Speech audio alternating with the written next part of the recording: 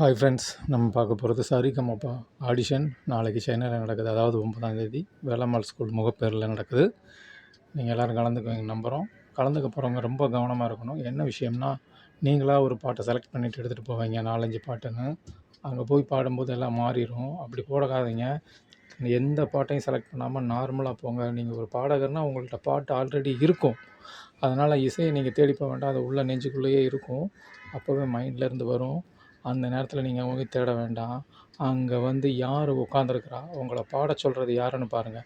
20 வயசு பையனா, 40 வயசு சீனியரா, இல்லை பெரிய பாடகர்கள் வந்திருக்காங்களா, இல்லை ஆல்ரெடி கண்டஸ்டன்ட் கலந்துக்கிட்டவங்க உங்களை பாட சொல்கிறாங்களான்னு முதல்ல மைண்டில் ஏற்றுங்க.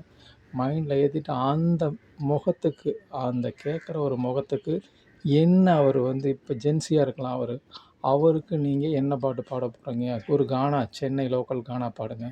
அவருக்கு தான் அது பிடிச்சிருக்கும். அவர்கிட்ட போய் மாமர இலை மேலே ஜேசுதாஸ் பாட்டு பாடினீங்க, நீங்கள் காலி. அதே மாதிரி இளையராஜா பாட்டை பாடினீங்க, நீங்கள் காலி. அதனால் 50 வயசுக்காரர் உட்காந்துட்டாண்டா அவர்கிட்ட ஒரு டிஎம்எஸ் பாட்டை 2 வரி எடுத்து விடுங்க. அதாவது அவர்கள் பாடகர்களாக இருக்க மாட்டார்கள். அவர்களுக்கு அந்த நேரம் என்ன பாட்டு பிடிச்சிருக்கு மைண்டில் ஏறுதோ அப்போ தான் நீங்கள் நல்ல பாடகர்னு ஒத்துக்குவாங்க. அதனால் தயவு செய்து அந்த மைண்ட் செட்டை பாடி ப்ராக்டிஸ் பண்ணாதீங்க. கடைசி நேரத்தில் ஜென்ரலாக நீங்கள் சின்ன வயசுலேருந்து பாடியே தான் இருப்பீங்க. போங்க, ஒரு பாட்டை இஷ்டத்துக்கு பாடுங்க. அங்கே என்ன தோணுதோ அதிகமாக டப்பாங்குத்து காணா மட்டும் பாடுங்க.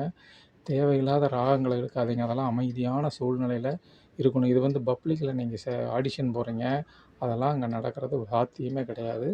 கொஞ்சம் கவனமாக மைண்டை யூஸ் பண்ணிக்கோங்க. போட்டிங்கிற பேரில் நமக்கு உண்டானது அங்கே காத்திருக்கும். நமக்கு கிடைக்க வேண்டியது கண்டிப்பாக கிடைக்காம போகாது. நிச்சயம் கிடைக்கும்னு நம்பிட்டு உங்கள் ஆடிஷனில் நீங்கள் ஒரு சாதாரண பாட்டுகளை பாடுங்க. ரிஸ்க் எடுக்காதீங்க. நன்றி, தேங்க்யூ.